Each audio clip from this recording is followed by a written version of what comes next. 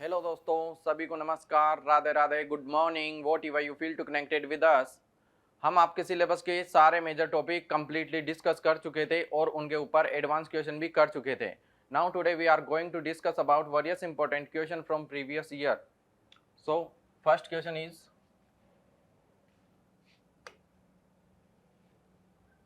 नर और मादा यौन कोशिकाएं मिलकर क्या बनाती है? फर्स्ट ऑप्शन है गेस्टुला, सेकंड ऑप्शन है युग्मनज, थर्ड ऑप्शन है युग्मक और फोर्थ ऑप्शन है ब्लास्टुला। तो नर और मादा यौन कोशिकाएं मिलकर क्या बनाती है? तो वो युग्मनज यानी कि जाइगोट। क्या बनाती है? नर और मादा यौन कोशिकाएं मिलकर क्या बनाती है? जाइगोट। ये आपके प्रीवियस ईयर का क्वेश्चन है जो आर्मी 17 अप्रैल 2023 के बैच में हुआ था, वो क्वेश्चन है। तो नाउ नेक्स्ट क्वेश्चन, महिला में अंडाणु का निर्माण कहां पर होता है? तो अंडाशय, वृषण, गेस्टुला और युग्मक। तो इसका आंसर हो जाएगा अंडाशय। Option A will be your correct answer. Next question, सर्वग्राही रक्त समूह होता है यानी कि यूनिवर्सल एक्सेप्टर।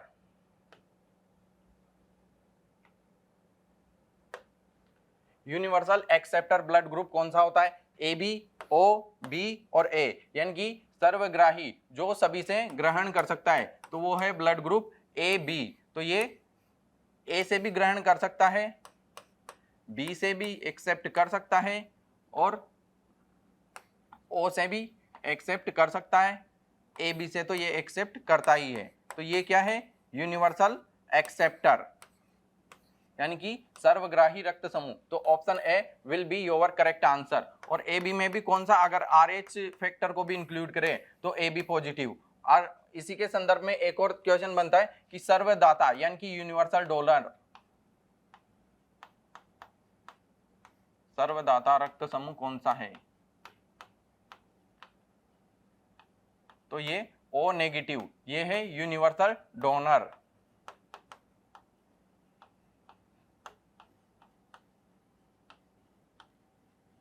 तो यूनिवर्सल डोनर है ओ नेगेटिव, ये सभी को दान कर सकता है। और A B positive universal acceptor, ये सभी से एक्सेप्ट कर सकता है। Let us move to the next question, penicillin की खोज किसने की थी? तो ऑप्शन है Robert Koch, Robert Hooke, Edward Jenner और अलेक्जेंडर फ्लेमिंग। तो पेनिसिलिन की खोज में किसका नाम आता है? अलेक्जेंडर फ्लेमिंग ने पेनिसिलिन की खोज की थी और ये पहला खोजा गया एंटीबायोटिक था। और रॉबर्ट कोच ने टीबी और हेजा इसके टीके की खोज की थी। किसने?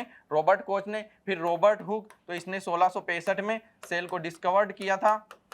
फिर एडवर्ड जेनर, तो इसने चेचक के टीके का आविष्कार किया था और ये जो प्रथम खोजा गया टीका था वो चेचक का टीका था।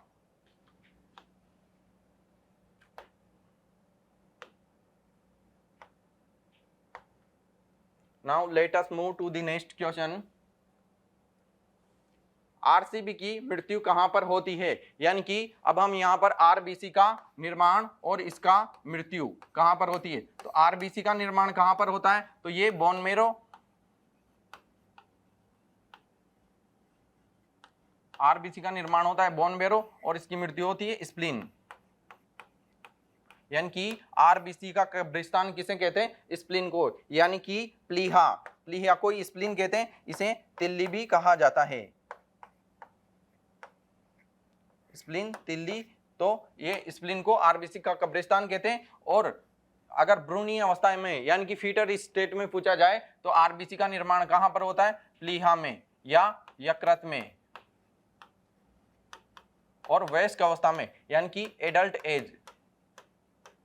एडल्ट्स में कहां पर होता है? तो वो बोन मेरो में होता है। तो आरबीसी की मृत्यु कहां पर होती है? स्प्लीन में। इसलिए आरबीसी को क्या कहते हैं, मतलब स्प्लीन को क्या कहते हैं? आरबीसी का कब्रिस्तान।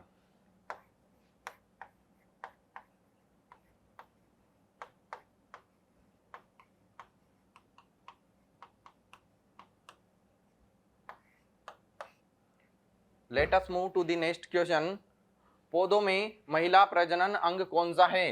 तो ऑप्शन ए पुरुष केशर, स्त्री केशर, परागकोश और तंतु। तो पौधों में महिला प्रजनन अंग, तो ये हो जाएगा आपका स्त्री केशर, यानी कि option B will be your correct answer. Next question देखेंगे, ये सारे क्वेश्चन आपके पुराने एग्जाम में आए हुए हैं। ये 17 अप्रैल को जो पेपर हुआ था आर्मी का, उसमें ये क्वेश्चन पूछा गया था। एक कोशिकीय जीव होता है, तो ऑप्शन है आपके मेंढक, बंदर, हाथी और अमीबा। तो अमीबा आपका एक कोशिकीय यानी कि यूनिसेलुलर एनिमल है, यानी कि ये क्या है, यूनिसेलुलर यानी कि एक कोशिकीय जीव। कौन, अमीबा। नेक्स्ट क्वेश्चन है, सबसे छोटा पक्षी कौन सा है, यानी कि अब देखेंगे सबसे छोटा पक्षी कौन सा होता है, तो बेबिल, पोडलोट, हमिंग बर्ड और क्रिसमस जेट। तो सबसे छोटा पक्षी हमिंग बर्ड, और इसका अगर वजन पूछा जाए तो मात्र 3 ग्राम। और अगर पूछा जाए विश्व का या दुनिया का सबसे बड़ा पक्षी, सबसे बड़ा पक्षी कौन सा है, तो वो हो जाएगा शतुमुर्ग यानी कि ऑस्ट्रिच। फिर नेक्स्ट क्वेश्चन देखेंगे हम, मानव शरीर में लाल भूरे रंग की सबसे बड़ी ग्रंथि कौन सी होती है, यानी कि लाल भूरे रंग की सबसे बड़ी ग्रंथि कौन सी होती है, तो थायराइड ग्रंथि, यकृत, आमाशय और पीयूष। यानी कि मानव शरीर में लाल रंग की सबसे बड़ी ग्रंथि कौन सी होती है, तो वो यकृत यानी कि लीवर। शरीर की सबसे बड़ी ग्रंथि कौन सी है, लीवर। और अगर आपसे पूछा जाए शरीर की सबसे बड़ी अंतःस्रावी ग्रंथि कौन सी है, तो उसका आंसर थायराइड ग्रंथि हो जाएगा। सबसे बड़ी अंतःस्रावी ग्रंथि यानी कि एंडोक्राइन ग्लैंड,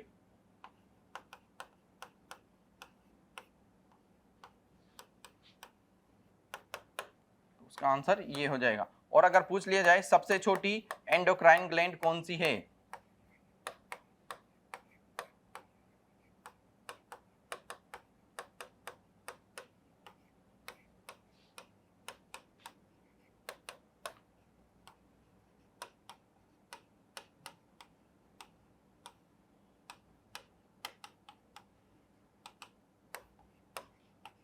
तो ये हो जाएगी पीयूष ग्रंथि। ये इसका आकार कैसा है, इसका आकार लगभग मटर के दाने के समान होता है, और इसे, इसका अन्य नाम क्या है, इसे मास्टर ग्रंथि भी कहा जाता है।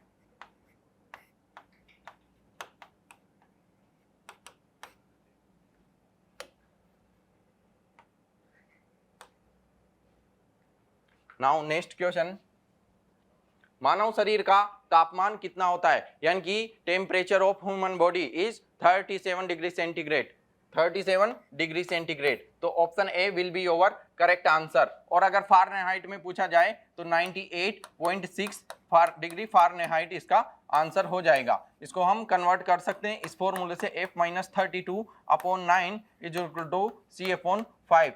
तो इससे हम फारेनहाइट को डिग्री सेंटीग्रेड में और डिग्री सेंटीग्रेड को फारेनहाइट में कन्वर्ट कर सकते हैं। तो मानव शरीर का तापमान कितना होता है, 37 डिग्री सेंटीग्रेड और 98.6 degree Fahrenheit. Let us move to the next question. RBC का जीवन काल यानी लाइफ पीरियड ऑफ आरबीसी यानी कि रेड ब्लड कार्पल्सल्स, तो इसका जीवन काल कितना होता है, तो ये होता है 120 डेज। फिर हम साथ का साथ डब्ल्यूबीसी और प्लेटलेट्स का भी लाइफ पीरियड देखेंगे।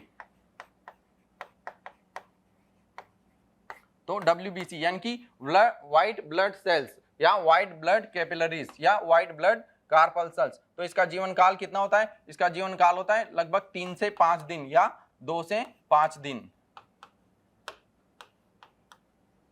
और प्लेटलेट्स, इनका जीवन काल कितना होता है, तो इनका जीवन काल होता है 5 से 10 दिन। लेकिन अगर डब्ल्यूबीसी में लिम्फोसाइट का पूछा जाए तो इसका लाइफ पीरियड लगभग 10 ईयर होता है।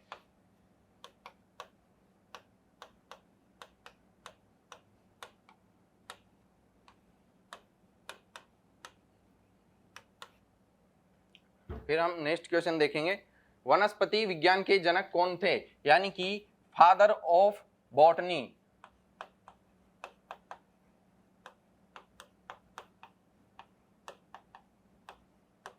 Father of botany is Theophrastus. और अगर आपको पूछ लिया जाए फादर ऑफ बायोलॉजी या फादर ऑफ जूलॉजी, हो जाएगा एरिस्टोटल यानी कि अरस्तु।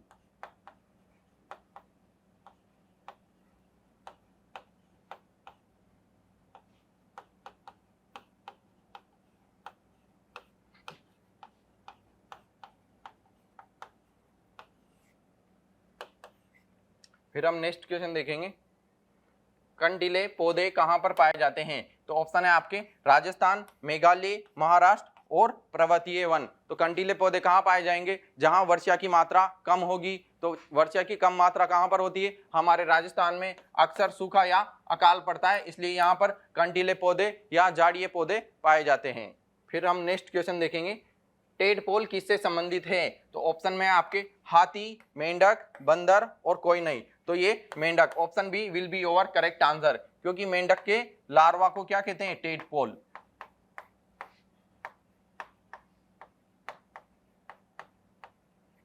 मेंढक का लार्वा टेडपोल कहलाता है। ये सारे आपके प्रीवियस एग्जाम में, ये 19 अप्रैल वाले दिन हुआ था जिस एग्जाम में ये क्वेश्चन पूछा गया था। सारे जितने भी क्वेश्चन है यहाँ पर आपके प्रीवियस एग्जाम के हैं, और ये हमारी पूरी मैराथन क्लास है, इसमें हम पूरे 100 क्वेश्चन को डिस्कस करेंगे। मानव का श्वसन अंग कौन सा है? यानी कि respiratory organ of human body, यानी कि इसमें ऑप्शन है आपके फेफड़े, हृदय, यकृत और प्लीहा। तो लंग्स, फेफड़े, ये आपके रेस्पिरेटरी ऑर्गन है। फिर हम नेक्स्ट क्वेश्चन देखेंगे, पोलियो रोग किसके कारण होता है? तो जीवाणु, विषाणु, कवक और ए बी दोनों। तो पोलियो या पीलिया और हेपेटाइटिस, ये सभी किससे होने वाले रोग है? विषाणु से होने वाले रोग है। जब मैंने विषाणु से होने वाले रोग आपको पढ़ाए थे तो मैंने इसकी ट्रिक बताई थी, ए चाचा इन्हें डांटो, खरे गाल पर छापो। तो इसमें सारे विषाणु से होने वाले रोग आ जाया करते थे। फिर जीवाणु से होने वाले रोगों में मैंने इसकी ट्रिक बताई थी, टीटी डिक्की में पक्की कुछ काली टिकटे नहीं है। तो ये पूरे इसमें जीवाणु से होने वाले रोग आ जाते थे। तो इनका जो क्लासिफिकेशन मैंने बताया था उसको पुरानी वीडियो में जाकर देखना, और यहाँ से क्वेश्चन आते हैं और ये प्रूव है कि ये क्वेश्चन यहाँ से पूछा गया। और जब मैंने क्लास पढ़ाई थी तो इनको क्लासिफाइड करके बहुत अच्छे से इसको बताया था। अगर किसी ने पुरानी क्लास नहीं देखी हो तो जाकर उसको जरूर देखें। फिर नेक्स्ट क्वेश्चन है, विटामिन सी का रासायनिक नाम क्या है? तो विटामिन सी का रासायनिक नाम है एस्कॉर्बिक एसिड। अब देखो ये क्वेश्चन भी 19 अप्रैल वाले दिन पूछा गया था। फिर थायमिन, थायमिन किसका रासायनिक नाम है? तो ये विटामिन B1 का रासायनिक नाम है। तो ये 18वां क्वेश्चन आपका नेक्स्ट क्वेश्चन, शुक्राणु का निर्माण कहाँ पर होता है? तो आपके ऑप्शन है अंडाशय, वीर्यपुटिका, वृषण और अंडकोश की शैली। तो शुक्राणु का निर्माण कहाँ पर होता है? वृषण में। तो option C will be your correct answer. Now let us move to the next question, जैव अपघटक यानी बायो डिकम्पोजिटर कौन है? तो कवक, विषाणु, जानवर, जीवाणु। आपके ऑप्शन ये है कवक और विषाणु, जानवर, जीवाणु। तो कवक भी अपघटक होता है और जीवाणु भी अपघटक होता है, लेकिन अगर ऑप्शन में दोनों आ जाए तो जीवाणु ज्यादा सही माना जाएगा, क्योंकि मुख्य रूप से जो बायो डिकम्पोजिटर है वो जीवाणु होता है। तो इसका आंसर हो जाएगा बैक्टीरिया। तो option D will be your correct answer. Now let us move to the next question, आहार नाल की लंबाई लगभग कितनी होती है? तो ऑप्शन है 30 फीट, 20 फीट, 40 फीट और 9 फीट। तो आहार नाल की लंबाई लगभग, एलिमेंट्री कैनाल यानी कि लगभग इसकी जो लेंथ होती है वो 30 फीट होती है। फिर हम नेक्स्ट क्वेश्चन देखेंगे, ये सारे क्वेश्चन आपके एग्जाम में आए हुए हैं, सबको ढंग से और ध्यान से करके जाना और याद करके जाना, क्योंकि बहुत सारे क्वेश्चन होते हैं जो direct same to same repeat भी हो जाते हैं। फिर हम नेक्स्ट क्वेश्चन देखेंगे, मनुष्य का सबसे व्यस्त अंग कौन सा है? तो मनुष्य का सबसे व्यस्त अंग होता है हृदय, यानी कि heart is the most busy organ in human body. तो ऑप्शन ए आपका करेक्ट आंसर होगा। ये 20 अप्रैल वाले दिन जो शिफ्ट हुई थी उसमें पूछा गया क्वेश्चन था। फिर नेक्स्ट क्वेश्चन है, वसा का पाचन कहां पर होता है? तो डाइजेशन ऑफ लिपिड, छोटी आंत, बड़ी आंत, यकृत और हृदय। तो वसा का पाचन कहां पर होता है? ये स्मॉल इंटेस्टाइन में होता है। फिर नेक्स्ट क्वेश्चन है, भोजन का पूर्ण पाचन कहां पर होता है? तो इसके ऑप्शन है बड़ी आंत, छोटी आंत, आमाशय, गुर्दा। तो भोजन का पूर्ण पाचन जो होता है वो छोटी आंत में होता है, यानी कि स्मॉल इंटेस्टाइन में कंप्लीटली डाइजेशन होता है। फिर इससे पहले वाला क्वेश्चन था वसा का पाचन कहां पर होता है? अगर पूछा जाए वसा का पाचन कहां पर होता है तो उसका आंसर भी यही होगा, और अगर आपसे पूछा जाए कि भोजन का पूर्ण पाचन कहां पर होता है तो उसका आंसर भी यही होगा। फिर हम नेक्स्ट क्वेश्चन देखेंगे, चावल में कौन सा विटामिन पाया जाता है? तो विटामिन मुख्य रूप, मतलब चावल मुख्य रूप से कार्बोहाइड्रेट का सोर्स होता है, और अगर आपसे पूछ लिया जाए सुनहरा चावल यानी कि गोल्डन राइस, तो ये विटामिन ए में पाया जाता है, इसमें विटामिन ए पाया जाता है, सुनहरा चावल।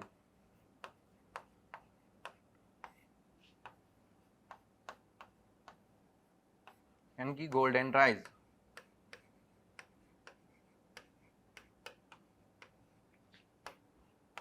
इसमें पाया जाता है विटामिन ए यानी कि रेटिनॉल, रेटिनॉल इसमें पाया जाता है। और आपसे पूछा जाए चावल में कौन सा विटामिन पाया जाता है, तो इसका ऑप्शन सी यानी कि विटामिन के राइट आंसर होगा। बी का रासायनिक नाम है थायमिन, डी का रासायनिक नाम है कैल्सीफेरोल। जहां पर मैं एक्सप्लेनेशन की जरूरत है वहां पर पूरा एक्सप्लेन करूंगा, और जो क्वेश्चन वन लाइनर है डायरेक्ट हम उसको वन लाइनर की फॉर्म में याद रखेंगे, जो फैक्ट है उसको याद रखेंगे, और जहां पर एक्सप्लेनेशन की जरूरत होगा हम पूरा एक्सप्लेन करके पढ़ेंगे। फिर विटामिन के, इसका रासायनिक नाम फिनोक्विनोल।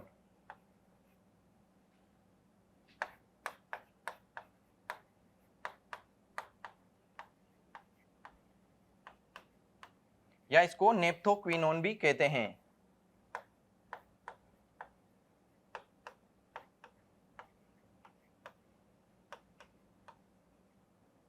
नेप्थोक्विनोन। और विटामिन सी, अभी नेक्स्ट जो पिछला क्वेश्चन देखा उसमें देखा विटामिन सी, इसको एस्कॉर्बिक एसिड कहा जाता है, और ये मुख्य रूप से खट्टे फलों में पाया जाता है, जैसे आम, ये कच्चे आम है, नारंगी है, संतरा है, नींबू है। नाउ नेक्स्ट क्वेश्चन है, सांस लेते समय वायु सबसे पहले कहां पर प्रवेश करती है, तो आंख में तो प्रवेश करेगी नहीं, नासिका में ही प्रवेश करेगी, सीधी सी बात है। और ये क्वेश्चन भी आया हुआ है जो 21 अप्रैल के दिन जो शिफ्ट हुई थी उसमें ये क्वेश्चन आया हुआ है, क्वेश्चन नंबर 25। सांस लेते समय वायु सबसे पहले कहां पर प्रवेश करती है, तो वो नासिका में प्रवेश करती है। फिर नेक्स्ट क्वेश्चन देखेंगे, इसमें ये अदर ऑप्शन भी ध्यान रखना, ये जीभ, मुंह ये नहीं लगाना है, यानी कि जो रेस्पिरेटरी ऑर्गन है वो पूछ रहा है, यानी कि जब हम ब्रेथ लेते हैं तो सबसे पहले एयर कहां पर जाती है, तो वो नोज में जाती है। फिर द्विविखंडन किस में होता है, तो अमीबा में, मेंढक में, हाथी में, इनमें से कोई नहीं। तो द्विविखंडन किस में होता है, अमीबा में। जैसे अमीबा की आकृति इस प्रकार होती है, ये इसका न्यूक्लियस होता है, फिर ये इस प्रकार चेंज होएगी, ये इसका न्यूक्लियस,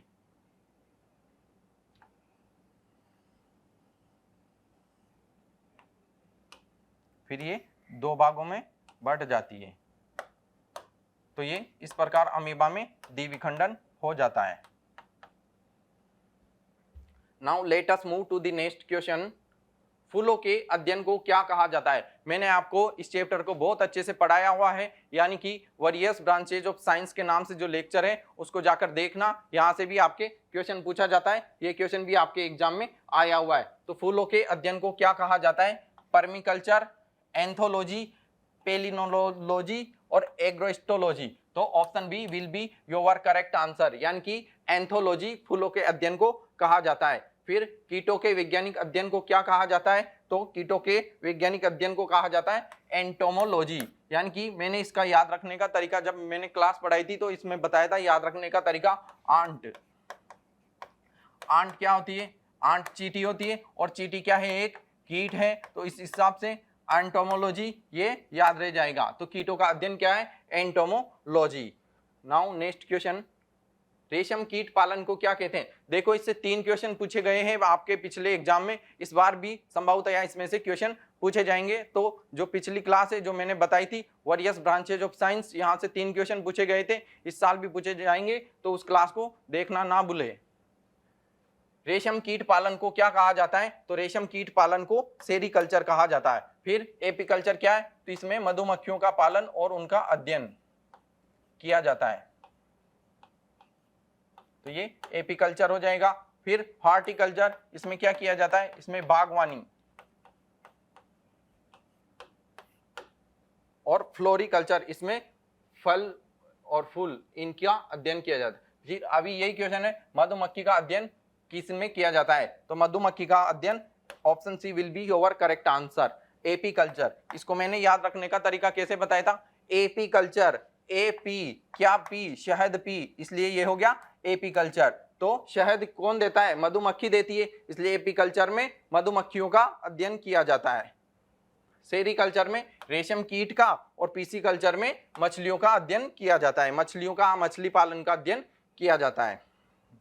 फिर एक और क्वेश्चन इसी चैप्टर में से पूछा गया कि विटीकल्चर के द्वारा निम्न में से कौन एक उत्पादित होता है, तो ऑप्शन है आपके सिल्क, केंचुए, शहद और अंगूर। तो विटीकल्चर में अंगूर का उत्पादन किया जाता है, शहद का उत्पादन अभी मैंने बताया पीसी कल्चर में किया जाता है। फिर केचुआ तो इसका वर्मी कल्चर होता है जिसमें वर्मी कंपोस्ट बनाया जाता है, ये एक बायो कंपोस्ट है जिसमें जैविक खाद बनाया जाता है और जैविक कृषि की जाती है। अस्थियों का अध्ययन विज्ञान की किस शाखा के अंतर्गत किया जाता है, तो ऑस्टियोलॉजी, ओरोलॉजी, सेरोलॉजी, जियोलॉजी। तो अस्थियों का अध्ययन यानी कि study of bones is known as osteology.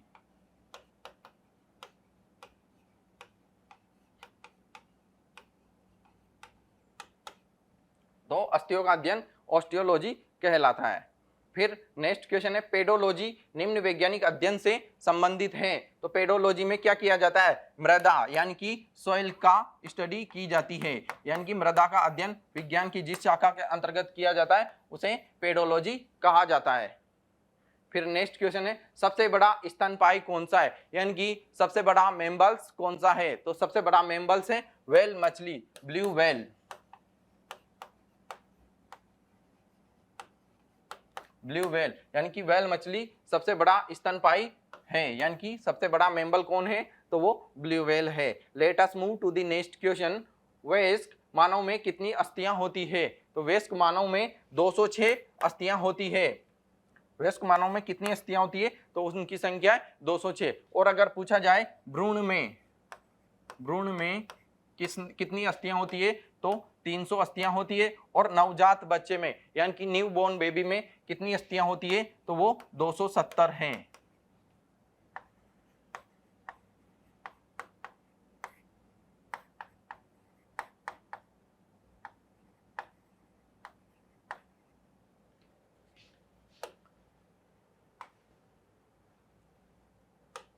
नवजात शिशु में 270।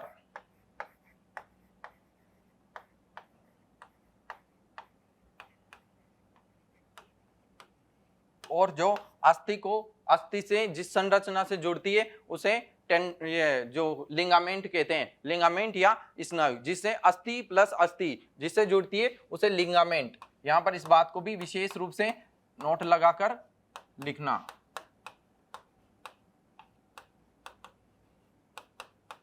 इसको कहते हैं लिगामेंट, जिससे दो अस्थियां जुड़ती है उसे लिगामेंट या स्नायु कहा जाता है।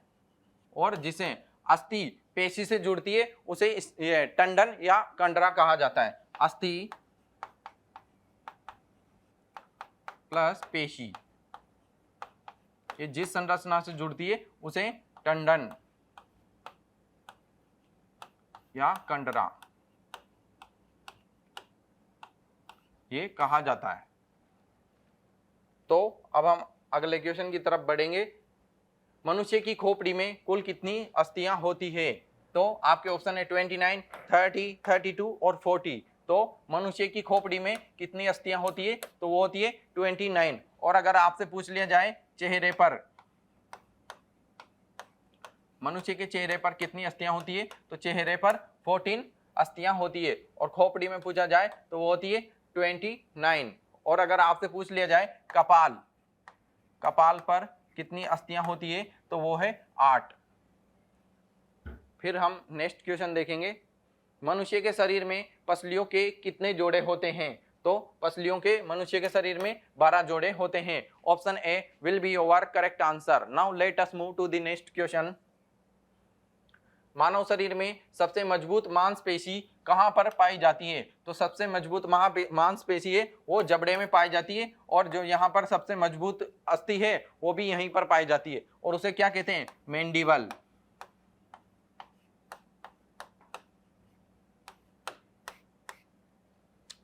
फिर हम नेक्स्ट क्वेश्चन देखेंगे कि मानव शरीर में पाचन का अधिकांश किस अंग में संपन्न होता है, मतलब मानव शरीर में अधिकांश पाचन कहां पर संपन्न होता है, तो वो अभी मैंने पिछले क्वेश्चन में बताया छोटी आंत यानी कि स्मॉल इंटेस्टाइन में वसा का भी पाचन होता है और संपूर्ण पाचन भी मुख्य रूप से जो होता है वो छोटी आंत्र में होता है। फिर हम नेक्स्ट क्वेश्चन देखेंगे, लार में निम्न में से किसके पाचन में सहयोग करती है? तो लार किसके पाचन में सहयोग करती है? तो वो है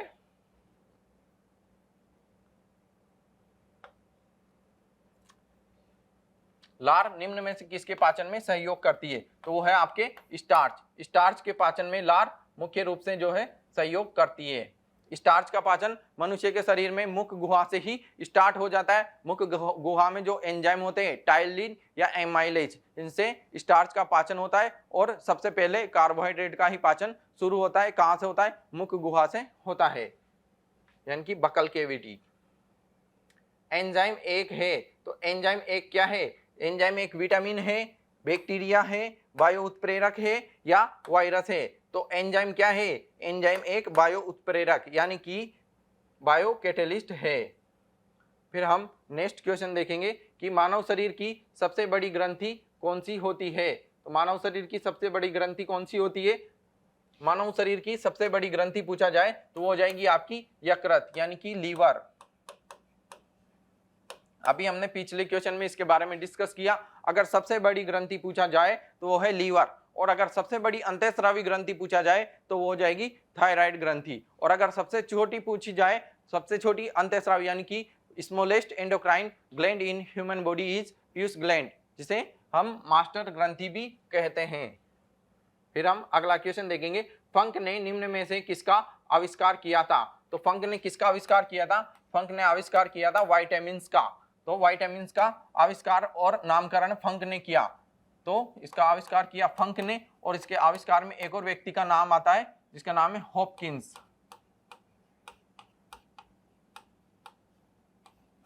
फंक और हॉपकिंस, इसमें दो व्यक्तियों के नाम आते, और इसका नामकरण यानी कि नोमेनक्लेचर ये किसने किया?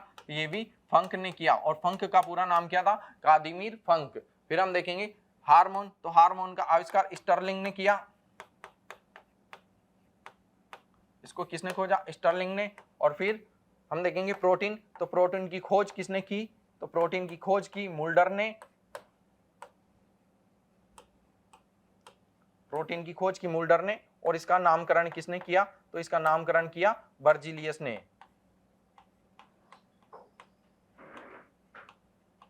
तो इसकी अगर खोज में पूछा जाए तो खोज में नाम आता है मुल्डर का, और अगर नामकरण पूछा जाए तो नामकरण में नाम आता है बर्जीलियस का। तो हमने देखा फंक ने किसका आविष्कार किया? तो फंक ने विटामिन्स को डिस्कवर्ड किया। फिर हार्मोन स्टर्लिंग, फिर प्रोटीन, तो प्रोटीन की खोज मुल्डर ने की और नामकरण बर्जीलियस ने किया। फिर हम नेक्स्ट क्वेश्चन देखेंगे कि विटामिन्स क्या होते हैं, मतलब ये ऑर्गेनिक कंपाउंड है, इनऑर्गेनिक कंपाउंड है, या जीवित जीव है, या क्या है? तो विटामिन्स क्या होते हैं? ये ऑर्गेनिक कंपाउंड यानी कि कार्बनिक यौगिक होते हैं। तो यहाँ से इस प्रकार का भी क्वेश्चन पूछा जाता है, जो कि मैंने जब विटामिन्स पढ़ाए थे, मैंने पूरे 1 आवर की वीडियो है, उसमें पूरे विटामिन्स को डिटेल से पढ़ा रखा है। इनकी कमी से कौन कौन सी डेफिशिएंसी डिजीज होती है, और इनके क्या क्या सोर्स हैं, और क्या इनके केमिकल नेम है, उनको सारों को डिटेल से अपने डिस्कस कर रखा है। अगर आपने नहीं देखा वो वीडियो तो उसको जाकर देखना, वहां से आपको बहुत फायदा होगा और आपके 2 क्वेश्चन सही होंगे। फिर हम नेक्स्ट क्वेश्चन देखेंगे कि विटामिन सी का मुख्य स्रोत क्या है? तो विटामिन सी का मुख्य स्रोत है कच्चे एवं ताजे फल। कच्चे, ताजे और खट्टे फल जो होते हैं वो विटामिन सी का मुख्य स्रोत होते हैं। और इसका रासायनिक नाम अगर पूछा जाए तो केमिकल नेम क्या है इसका? विटामिन सी का एस्कॉर्बिक एसिड।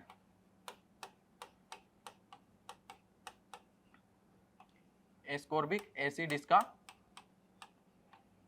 केमिकल नेम है। फिर नेक्स्ट क्वेश्चन देखेंगे हम, रक्त का थक्का बनाने में कौन से विटामिन की आवश्यकता होती है? तो ब्लड क्लोटिंग करने में कौन सा विटामिन चाहिए? तो विटामिन के, और विटामिन के का रासायनिक नाम है नेप्थोक्विनोन।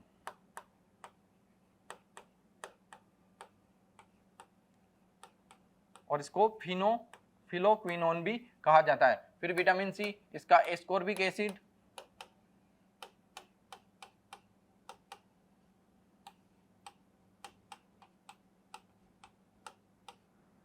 और अगर विटामिन ई का रासायनिक नाम पूछा जाए तो इसका रासायनिक नाम है टोकोफेरोल। विटामिन ए का रासायनिक नाम है टोकोफेरोल, और विटामिन डी इसका है कैल्सीफेरोल, और इसे सनलाइट विटामिन भी कहा जाता है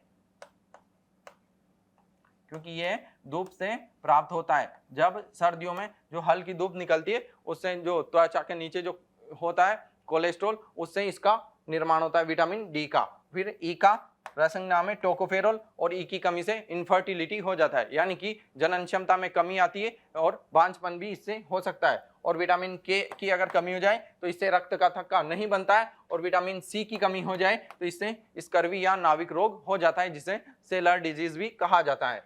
फिर let us move to the next question. Vitamin D का स्रोत क्या है? तो नींबू, ये तो विटामिन सी का सोर्स हुआ, नींबू, संतरा, खट्टे फल। और फिर हम देखेंगे सूर्य की किरणें यानी कि सनलाइट। सनलाइट क्या है? विटामिन डी का जो सोर्स है वो सनलाइट होती है, और विटामिन डी को सनलाइट विटामिन यानी कि जो धूप का विटामिन कहते हैं वो भी विटामिन डी को कहा जाता है। नेक्स्ट क्वेश्चन है विटामिन डी। विटामिन डी का रासायनिक नाम क्या है? तो विटामिन डी का रासायनिक नाम है कैल्सीफेरोल, और विटामिन सी का नाम है ascorbic acid. Folic acid vitamin B nine का नाम है फोलिक एसिड, और रेटिनॉल, विटामिन ए को रेटिनॉल कहा जाता है। फिर हम नेक्स्ट क्वेश्चन देखेंगे कि रतौंधी निम्न में से किसकी कमी के कारण होती है? तो विटामिन ए की कमी से रतौंधी हो जाती है, जिसे क्या कहते हैं? Night blindness.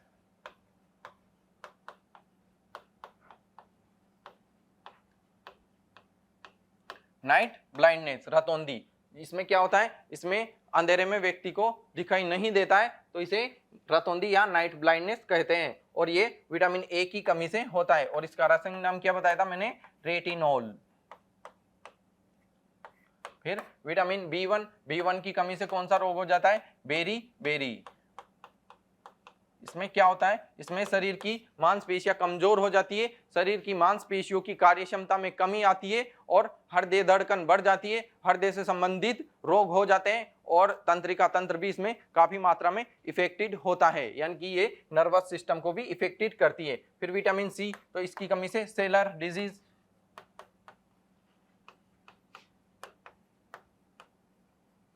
सेलर डिजीज यानी कि नाविक रोग। और विटामिन ई की कमी से क्या हो जाता है? इनफर्टिलिटी।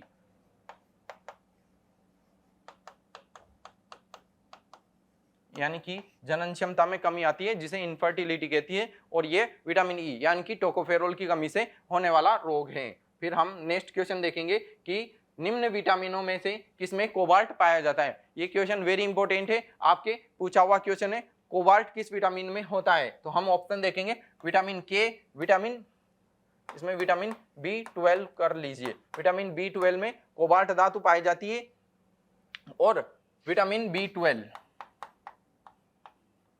इसका रासायनिक नाम पूछा जाए तो साइनोकोबाल्मिन।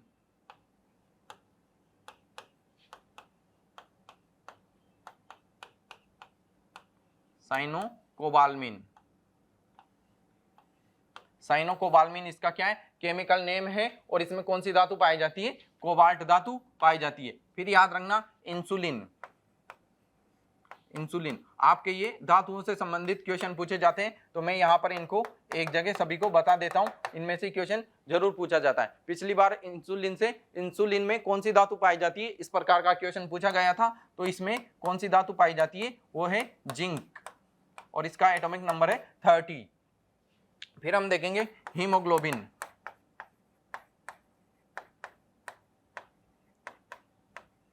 हीमोग्लोबिन में कौन सी धातु पाई जाती है? तो वो है आयरन। हीमोग्लोबिन में आयरन धातु पाई जाती है। फिर आ जाए आपके क्लोरोप्लास्ट, क्लोरोफिल, इसमें कौन सी धातु पाई जाती है? तो इसमें जो धातु पाई जाती है वो है क्लोरोफिल में मैग्नीशियम धातु पाई जाती है, मैग्नीशियम। तो इनको याद रखना, यहां से क्वेश्चन पूछा जाता है। फिर let us move to the next question. जल में घुलनशील विटामिन है, तो जब मैंने विटामिन पढ़ाए थे तो इनको घुलनशीलता के आधार पर यानी कि सोल्युबिलिटी के बेस पर हमने 2 पार्ट्स में डिवाइड किया था।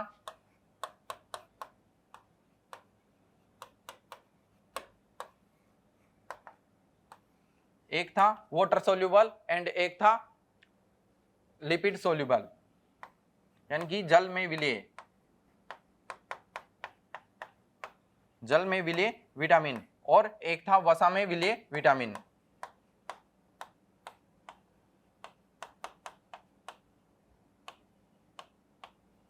एक था जल में विलीय, एक था वसा में विलीय। तो जल में विलीय क्या था, बी और सी। विटामिन बी पूरा कॉम्प्लेक्स होता है जिसमें बी वन को कहते हैं थायमिन, और बी1 की कमी से क्या हो जाता है, बेरी रोग हो जाता है, जिसमें क्या होता है, शरीर की कार्यक्षमता में, मांसपेशियों की कार्यक्षमता में कमी आती है। फिर आता है B1 के बाद B2 को कहते हैं राइबोफ्लेविन, इससे कौन सा रोग हो जाता है, किलोसिस। फिर आता है B3, इसको कहते हैं नियासिन, और नियासिन से क्या हो जाता है, पेलाग्रा रोग हो जाता है। ये क्यों होता है, एक ही प्रकार की दाल या एक ही प्रकार के अनाज का लगातार सेवन करने से ये रोग हो जाता है, जिसे 4D डिजीज भी कहा जाता है, जिसमें 4D का अर्थ क्या, dementia, diarrhoea, dryness and death.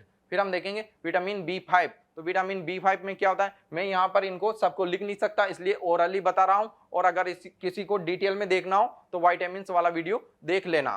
फिर देखेंगे B5, तो B5 का रासायनिक नाम क्या है, देखेंगे विटामिन B6। तो B6 का रासायनिक नाम था पायरिडॉक्सिन, और इसकी कमी से एनीमिया हो जाता है। फिर B7 को क्या कहते हैं, बायोटिन, और बायोटिन क्या है, बायोटिन की कमी से बालों का झड़ना हो जाता है, और इसकी कमी से B6 यानी कि पायरिडॉक्सिन की कमी से एनीमिया रोग होता है, जिसमें क्या होता है, खून की कमी आ जाती है। फिर B7 को कहते हैं बायोटिन, और B7 को विटामिन H भी कहा जाता है। और फिर आता है विटामिन B9 को क्या कहते हैं, विटामिन B9 को कहते हैं फोलिक एसिड, और इसकी कमी से क्या होता है, इसकी कमी से भी एनीमिया हो जाता है, रक्त की कमी आती है, आरबीसी का आकार बदलता है, संख्या में कमी आती है, और इसकी कमी से भी एनीमिया होता है। फिर हम देखेंगे विटामिन B12, इसे कहते हैं साइनोकोबाल्मिन, और साइनोकोबाल्मिन में कौन सी धातु पाई जाती है, तो इसमें कोबाल्ट धातु पाई जाती है।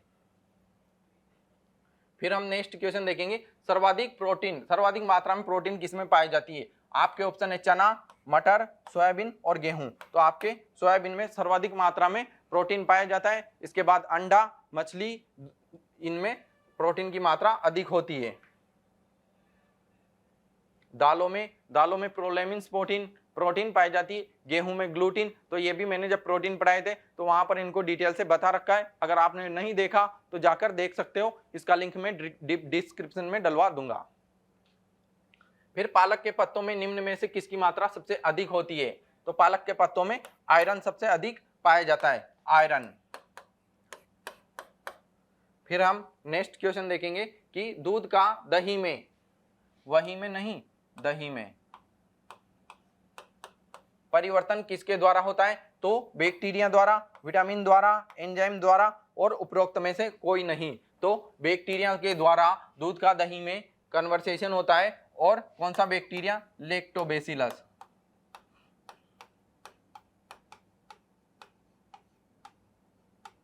लैक्टोबैसिलस जीवाणु क्या करता है, दूध को दही में चेंज कर देता है।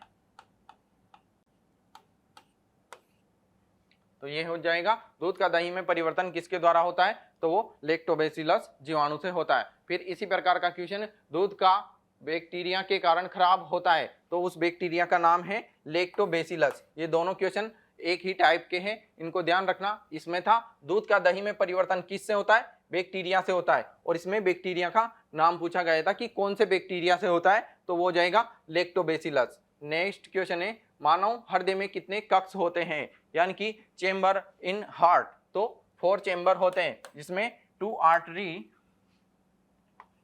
2 एट्रियम एंड 2 वेंट्रिकल।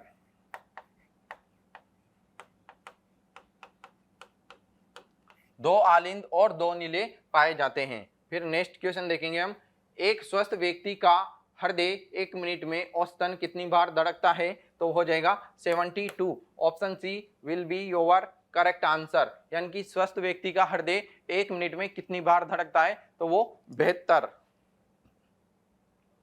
फिर नेक्स्ट क्वेश्चन है, रक्त होता है, यानी कि blood is what, blood is liquid connective tissue, मतलब किस प्रकार का ब्लड टिश्यू होता है, तो वो है लिक्विड कनेक्टिव टिश्यू। और ये लिक्विड कनेक्टिव यानी कि तरल संयोजी ऊतक केस है, क्योंकि ये हमारे पूरे शरीर को, पूरी बॉडी को कनेक्ट करके रखता है, इसलिए ये संयोजी है। तो liquid connective tissue is blood.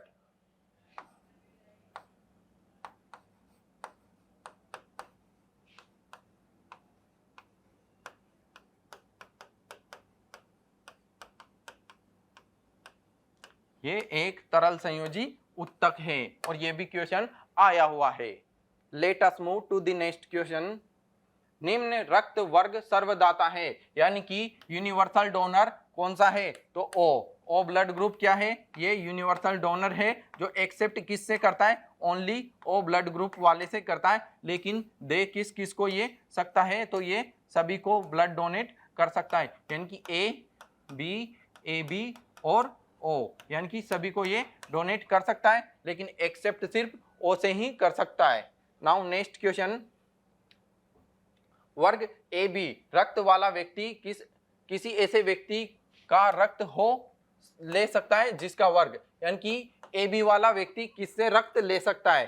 तो मात्र ए से ले सकता है, मात्र बी से, मात्र ए बी से, और नेक्स्ट है इनमें से कोई भी वर्ग।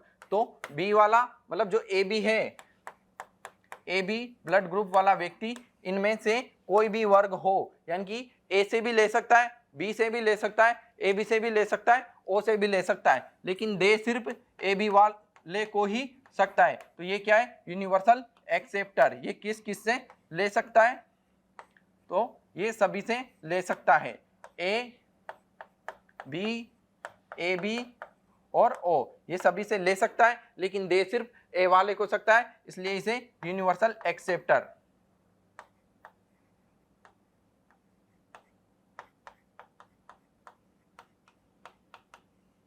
यूनिवर्सल एक्सेप्टर इसे कहा जाता है। तो ये क्वेश्चन है, ए बी वाला व्यक्ति किससे रक्त ले सकता है? तो ये सभी से ले सकता है। फिर नेक्स्ट क्वेश्चन है, रक्त समूहों की खोज किसने की?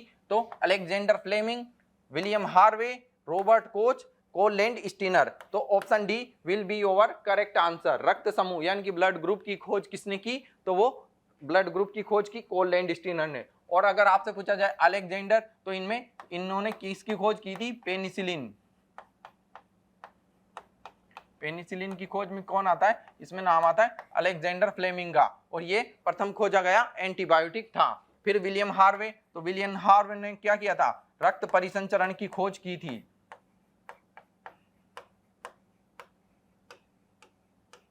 इन्होंने क्या किया था? रक्त परिसंचरण की खोज की थी। अगर फिर नाम आए रॉबर्ट कोच, तो इन्होंने टीबी और हेजा इसके टीके की खोज की थी।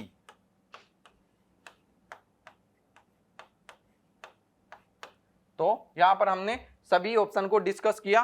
तो ऐसे क्वेश्चन है जिनमें एक क्वेश्चन एक है, लेकिन हमें जानकारी 4-5 क्वेश्चन के बराबर मिलती है। तो अगला क्वेश्चन देखेंगे, RH कारक का नाम किससे संबंधित है? तो कपी से, मानव से, बंदर से, चूहों से। कपी भी एक प्रकार का बंदर ही होता है, लेकिन ये रिसस या मकाओ, रिसस या मकाका,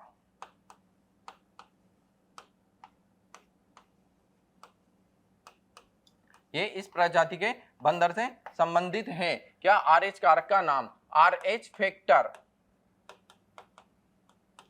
जिस व्यक्ति के रक्त में RH फैक्टर प्रेजेंस होता है उसे RH पॉजिटिव कहते हैं, तथा जिस व्यक्ति के रक्त में RH फैक्टर एब्सेंट होता है उसे RH नेगेटिव कहते हैं। और अगर विश्व में देखा जाए, विश्व में 85% लोग RH पॉजिटिव है। और अगर भारत में देखा जाए, इन इंडिया,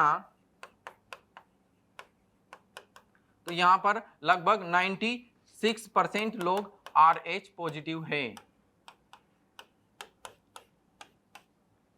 फिर let us move to the next question. शरीर में निम्न में से कौन सा संक्रमण से हमारी रक्षा करता है? तो RBC, WBC, रक्त प्लाज्मा और हीमोग्लोबिन। तो शरीर में संक्रमण से रक्षा कौन करता है? तो वो करता है WBC, यानी कि व्हाइट ब्लड कार्पल्सल्स। तो WBC इसमें मुख्य रूप से कौन होता है? लिम्फोसाइट। ये व्हाइट ब्लड सेल्स होती है, ये क्या करती है? हमारे शरीर में संक्रमण से रक्षा करती है। और हीमोग्लोबिन क्या करता है? तो ये ऑक्सीजन का परिवहन करता है।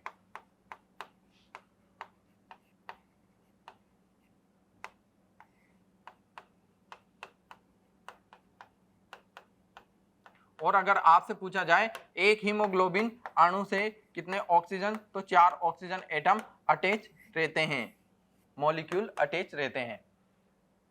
नेक्स्ट क्वेश्चन है, WBC का बनना तथा RBC का विनाश होना कहां पर होता है? तो WBC का निर्माण हम जानते हैं कुछ मात्रा में थाइमस में होता है, लेकिन मुख्य रूप से कहां पर होता है? तो वो होता है बोन मेरो यानी कि अस्थि मज्जा में होता है। तो WBC का बनना और RBC का विनाश, RBC का कब्रिस्तान कौन है? तो वो है प्लीहा, लेकिन कुछ मात्रा में WBC का निर्माण कहां पर होता है? तो वो प्लीहा में भी होता है। तो RBC का विनाश होता है तो वो प्लीहा में, और WBC का बनना ये भी प्लीहा में। लेकिन मुख्य रूप से पूछा जाए तो इसका निर्माण कहां पर होता है? वो थाइमस में या बोन मेरो में। आगे बढ़ेंगे, प्लाज्मा में जल का प्रतिशत होता है। तो ऑप्शन ए 60%, 70%, 80% एंड 90%। तो option D will be your correct answer. तो प्लाज्मा में जल का परसेंट कितना होता है? लगभग प्लाज्मा में 90% जल होता है, और इसमें 7 से 8% प्रोटीन होते हैं, जिनमें फाइब्रिनोजन, प्रोथ्रोम्बिन, थ्रोम्बोप्लास्टिन ये मुख्य है। फिर नेक्स्ट क्वेश्चन देखेंगे हम, डायलिसिस किससे संबंधित है? तो ऑप्शन ए यकृत, वृक्क, आंखें, और ऑप्शन डी मस्तिष्क। तो डायलिसिस किससे संबंधित है? तो डायलिसिस का संबंध है वृक्क से। वृक्क यानी किडनी, यानी कि डायलिसिस किससे संबंधित है? तो ये वृक्क से, किडनी से संबंधित है। इसमें क्या होता है? इसमें रक्त का यानी कि ब्लड का फिल्ट्रेशन होता है। अगर रक्त में क्रिएटिनिन की मात्रा बढ़ जाती है तो उस व्यक्ति को डायलिसिस किया जाता है, जिससे क्रिएटिनिन की मात्रा को कंट्रोल में किया जा सके। फिर आगे बढ़ेंगे, शरीर का तापक्रम नियंत्रित करता है। तो शरीर का तापमान कौन नियंत्रित करता है? थैलेमस, हाइपोथैलेमस, सेरेब्रम और मेडुला। तो हाइपोथैलेमस, हाइपोथैलेमस है। Option D will be your correct, option B will be your correct answer. तो शरीर का तापक्रम कौन नियंत्रित करता है? हाइपोथैलेमस नियंत्रित करता है। ये होने वाली अनैच्छिक क्रियाओं पर भी नियंत्रित करता है। हमारे शरीर का तापमान जैसे छींकना, खांसना, और इनको हाइपोथैलेमस नियंत्रित करता है। तो ये आया हुआ क्वेश्चन है। Let us move to the next question, vermiculture किसका अध्ययन करता है? तो वर्मीकल्चर में किसका अध्ययन होता है? केचुआ, अस्थियों का, मृदा का और पर्यावरण का। तो वर्मीकल्चर में केचुआ का यानी कि अर्थवर्म का स्टडी की जाती है। इसमें क्या होता है? वर्मीकल्चर से बायो कंपोस्ट बनाया जाता है, जैविक खाद बनाया जाता है, और जैविक कृषि की जाती है। इसमें उर्वरकों का, रसायनों का प्रयोग करना प्रतिबंधित होता है। तो वर्मीकल्चर किससे संबंधित है या किसका अध्ययन किया जाता है? Option A will be your correct answer.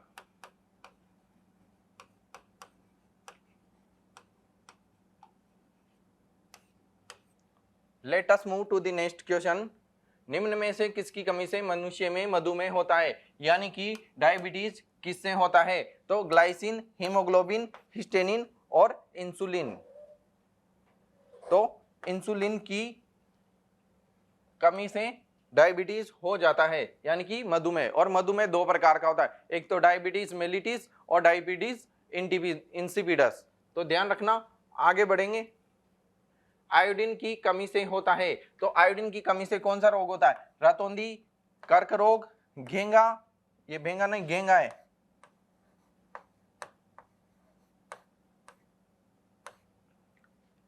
अस्थि सुपिशीरता। तो option C will be your correct answer. Iodine की कमी से कौन सा रोग होता है? घेंगा या गलगंड, जिसे ग्वाइटर रोग भी कहा जाता है। फिर हम आगे बढ़ेंगे, नेक्स्ट क्वेश्चन देखेंगे कि हरे फलों को कृत्रिम ढंग से पकाने हेतु क्या प्रयोग किया जाता है? मतलब जो हरे फल होते हैं उनको पकाने के लिए, और वो भी सिंथेटिकली, तो इसमें एसिटिलीन का यूज किया जाता है, और इसका यूज वेल्डिंग में ऑक्सी एसिटिलीन ज्वाला के रूप में भी किया जाता है, और कच्चे फलों को पकाने में भी इसका प्रयोग किया जाता है। फिर आगे क्वेश्चन देखेंगे कि डीपीटी का टीका निम्न में से किसके काम नहीं आता? ये नहीं भी ध्यान रखना, डीपीटी यानी कि डिप्थीरिया,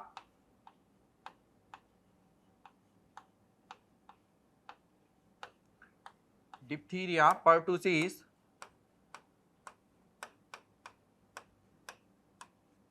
डिप्थीरिया, पर्टुसिस और टिटनस। तो ये डीपीटी का टीका होता है, जिसमें इन तीन रोगों के बचाव के लिए टीका लगाया जाता है। तो डिप्थीरिया, पोलियो, हुफिंग कफ यानी काली खांसी, और इसको ही पर्टुसिस कहा जाता है, इसे पर्टुसिस कहा जाता है, और इसे 100 दिवसीय कफ भी कहा जाता है। 100 दिवसीय कफ भी इसे कहा जाता है। तो डीपीटी का टीका किसके काम नहीं आता, तो टिटनस के काम आता है, हुपिंग कफ के काम आता है और डिप्थीरिया के काम आता है। लेकिन पोलियो में डीपीटी का टीका काम में नहीं आता। तो पोलियो का कौन सा टीका और पोलियो के टीके की खोज किसने की, तो पोलियो के टीके दो प्रकार के होते हैं, एक तो जो 2 बूंद पिलाया जाता है, 2 बूंद जिंदगी की वो, और एक जो इंजेक्शन से इंजेक्ट किया जाता है। और इंजेक्शन वाले पोलियो के टीके की खोज किसने की, तो जॉन सोल्क ने, और 2 बूंद वाले ओरल वैक्सीन की खोज किसने की, तो वो की सेबिन ने। इसको भी ध्यान रखना, ये भी आया हुआ क्वेश्चन है। फिर हम आगे बढ़ेंगे, अगला क्वेश्चन देखेंगे, इटाई रोग किससे संबंधित दीर्घकालीन विषाक्त से होता है, तो इटाई कैडमियम की कमी या अधिकता से या असंतुलन से कौन सा रोग होता है, इटाई। फिर पारा या पारद या मरकरी, इसकी कमी से कौन सा रोग होता है, इसकी कमी से होता है मिनीमाटा, इसकी कमी अधिकता से मिनीमाटा। निकल की कमी अधिकता से नहीं होता है रोग, सीसा यानी कि लेड, इससे क्या होता है, इसकी कमी से पैरालाइसिस,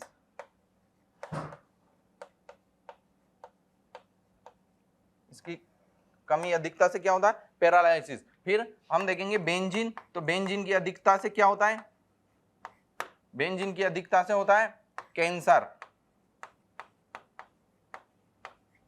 फिर आर्सेनिक,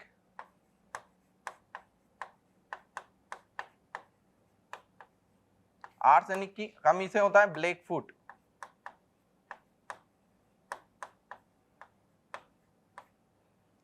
और अगर पूछा जाए कॉपर या तांबा, इसकी अधिकता से कौन सा रोग, तो विल्सन रोग।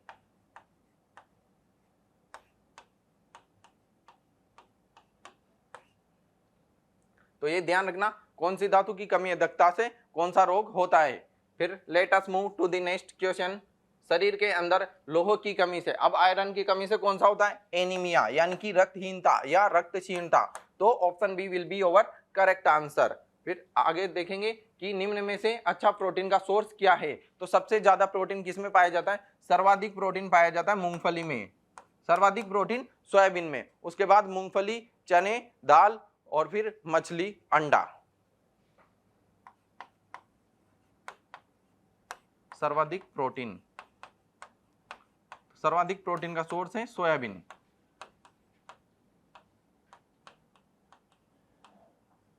तो ऑप्शन में देखेंगे मछली, सेब और घी, तो हमारे ऑप्शन में कौन सा ऑप्शन सही रहेगा, तो इसमें ऑप्शन है will be over correct answer. तो यहाँ सबसे अच्छा ऑप्शन में जो दे रखे हैं उसके अकॉर्डिंग हमें यहाँ पर आंसर लगाना है। तो यहाँ पर सबसे अच्छा प्रोटीन का सोर्स कौन सा होगा, तो वो होगा मछली। फिर आगे बढ़ेंगे, हैजा किससे फैलता है, तो हैजा दूषित पानी से फैलता है, हवा से और मधुमक्खी से, मच्छर से। तो मच्छर से नहीं फैलता, मधुमक्खी से नहीं फैलता। हैजा क्या है, हैजा एक बैक्टीरिया से होने वाला रोग है जो दूषित पानी से भी हो सकता है और दूषित हवा से हो सकता है, लेकिन ये बैक्टीरिया से होने वाला रोग है। तो इसमें हवा ज्यादा इसका सही आंसर रहेगा। दूषित भोजन और पानी से भी ये फैलता है, तो इसमें ये दोनों ऑप्शन सही रहेंगे, लेकिन ज्यादा सही इसमें वाटर रहेगा। अशुद्ध रक्त कहां बहता है, तो अशुद्ध रक्त शिराओं में यानी कि वेन, और आर्टरी यानी कि धमनी में शुद्ध रक्त बहता है। शुद्ध रक्त यानी ऑक्सीडाइज्ड ब्लड और अशुद्ध रक्त यानी डीऑक्सीडाइज्ड ब्लड। फिर आगे क्वेश्चन देखेंगे कि डीएनए कहाँ मौजूद होता है, तो डीएनए कहाँ पर पाया जाता है, न्यूक्लियस में पाया जाता है, यानी कि केंद्रक में डीएनए पाया जाता है। आगे बढ़ेंगे, विज्ञान की किस शाखा के अंतर्गत मानव की त्वचा का यानी कि स्किन की स्टडी विज्ञान की किस शाखा के अंतर्गत की जाती है, तो वो डर्मेटोलॉजी में विज्ञान ये त्वचा का अध्ययन किया जाता है। फिर आगे बढ़ेंगे, क्वेश्चन नंबर 80, संतुलित आहार में क्या क्या होते हैं, तो प्रोटीन, विटामिन, कार्बोहाइड्रेट, ये सभी। तो option D will be over correct answer. संतुलित आहार में प्रोटीन, विटामिन, खनिज लवण, जल, कार्बोहाइड्रेट और वसा, ये सभी इस अनुपात में हो कि व्यक्ति को दैनिक जीवन के कार्य करने के लिए ऊर्जा मिल जाए और जो क्षतिग्रस्त कोशिकाएं हैं उनकी पूर्ति हो जाए। तो ऐसी डाइट बैलेंस्ड डाइट कहलाती है और संतुलित आहार में ये सभी एक उचित अनुपात में होना चाहिए। नेक्स्ट क्वेश्चन है, छोटी चेचक किसके कारण होती है, मतलब जो छोटी माता और बड़ी माता है उनका ध्यान रखना। छोटी माता और बड़ी माता, ये दोनों रोग वायरस से होने वाले रोग है, जिसमें छोटी मात्रा कौन से वायरस से होता है, तो वेरिसेला जोस्टर,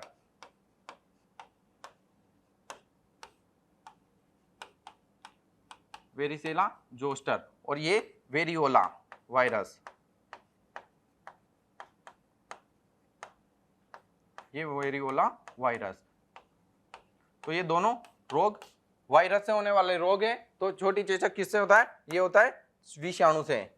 फिर आगे बढ़ेंगे, नेक्स्ट क्वेश्चन देखेंगे, पेनिसिलिन की खोज किसने की, तो option A Lawrence, Ronald, Fleming, और तो ऑप्शन डी इनमें से कोई नहीं। तो इसमें ऑप्शन हो जाए फ्लेमिंग, यानी कि पूरा नाम है इनका अलेक्जेंडर फ्लेमिंग।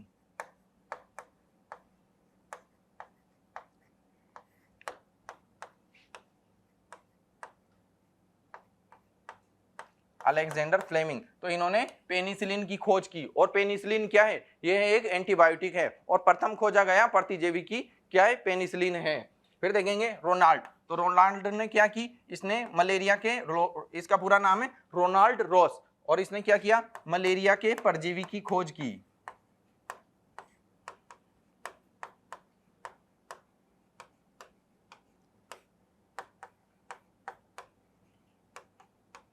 इसने क्या किया, मलेरिया के परजीवी की खोज की। फिर हम आगे बढ़ेंगे, चर्म के ऊपरी परत को क्या कहते हैं, तो चर्म की ऊपरी परत को क्या कहते हैं, डर्मिस, इसलिए त्वचा के अध्ययन को डर्मेटाइटिस।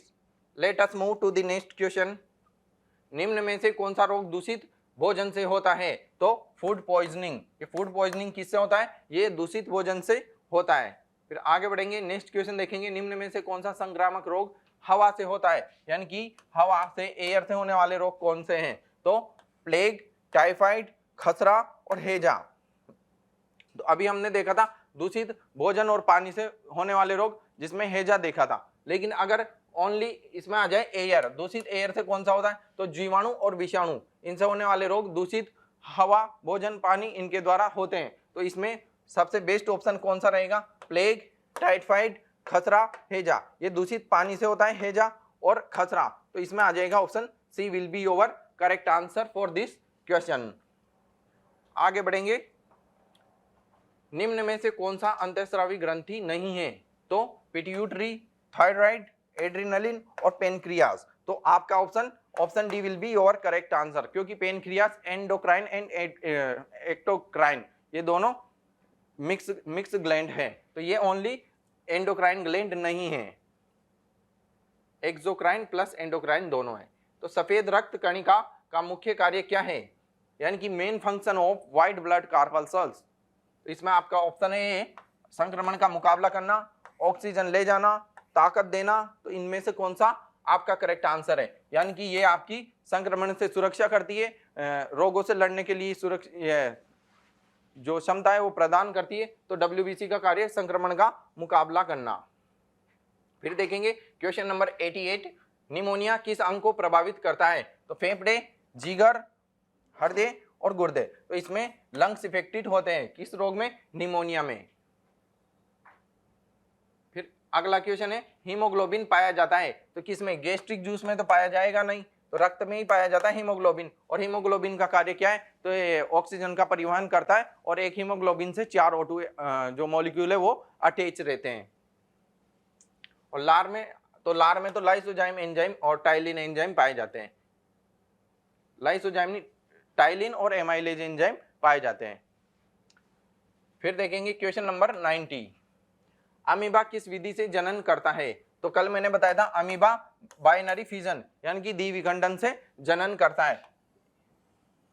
इस प्रकार मैंने पिछला क्वेश्चन बताया था किस प्रकार ये जनन करता है।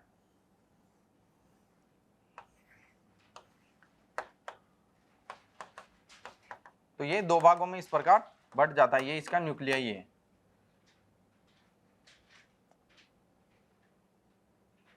आगे बढ़ेंगे, जीव विज्ञान के पिता किन्हें कहते हैं, तो एरिस्टोटल, अरस्तु को जीव विज्ञान के पिता कहते हैं। और वनस्पति विज्ञान के जनक कौन है, वो है थियोफ्रेट्स।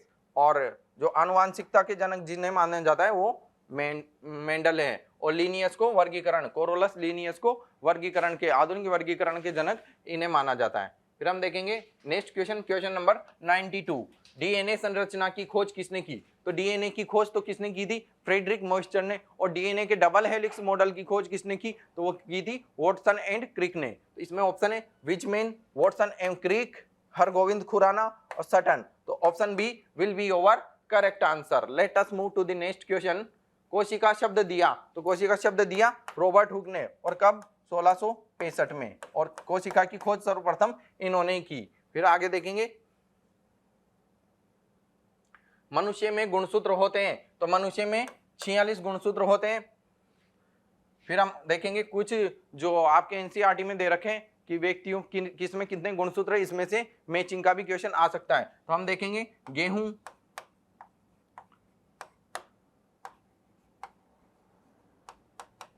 मनुष्य में 46, गेहूं में 42, मच्छर, तो मच्छर में 6 गुणसूत्र पाए जाते हैं। फिर घरेलू मक्खी,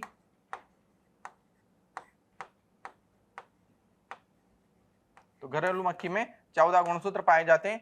फिर कुत्ता, कुत्ते में 78 क्रोमोसोम पाए जाते हैं। तो ये कुछ नाम है और उनके गुणसूत्र है, इनको ध्यान रखना, यहां से भी क्वेश्चन पूछे जाते हैं। फिर अगला क्वेश्चन है मानव में लाल रुधिर कणिकाओं का जीवन काल, यानी कि टाइम पीरियड ऑफ आरबीसी। अभी पिछले वाले क्वेश्चन मैंने बताया था आरबीसी का जीवन काल 120 दिन होता है। मानव मस्तिष्क का भार कितना होता है लगभग? तो मानव मस्तिष्क का भार लगभग 1400 ग्राम होता है। फिर आगे बढ़ेंगे, कुनेन प्राप्त होती है, तो कुनेन सिनकोना वृक्ष की छाल से प्राप्त होती है। और इसका प्रयोग किस में किया जाता है? तो कुनेन का प्रयोग किया जाता है मलेरिया की, जो मलेरिया में इसमें क्लोरोक्विनेन का प्रयोग किया जाता है। और मलेरिया के नियंत्रण के लिए पानी में कौन सी मछली छोड़ी जाती है? तो वो है गेम्बुजिया।